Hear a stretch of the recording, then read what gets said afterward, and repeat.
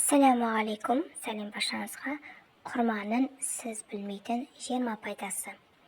Құрма жүрек, бауыр және бүйректі нығайтады.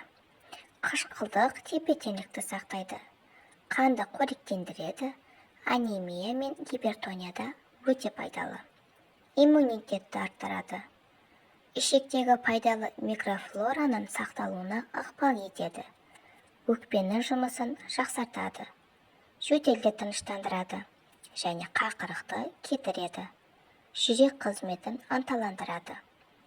Тоник және қатайтатын агент ретінде қызмет етеді. Ұзақ аурудан кейін жақсы қалпына келтіреді. Артық жұмыс істеуге көмектеседі. Құрманы қант диабеті кезінде пайдалануға болады. Қатерлі ісік қаупін азайтады. Бет нервісінің сал ауруында көмектеседі. Әсіресе жүктілік кезінде өте пайдалы. Босануды жеңілдетеді, ағзада сүттің пайда болуына ықпал етеді.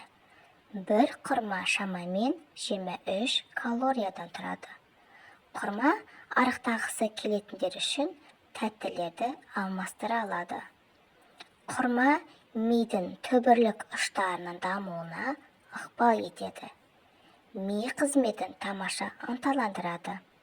Адам ұзақ уақыт бойы бір құрмамен ғана жүре алады. Егер де мен арнам сіздерге ұнаса, арнама тіркеліп, лайк басып, комментарий бөліміне өзіңіздің ойыңызды жазып, қоңырауша белгісін басып кетуді ұмытпаңыздар. Менімен бірге соңына дейін болғандарыңызға рахмет. Сіздермен болған мен Гүлназ.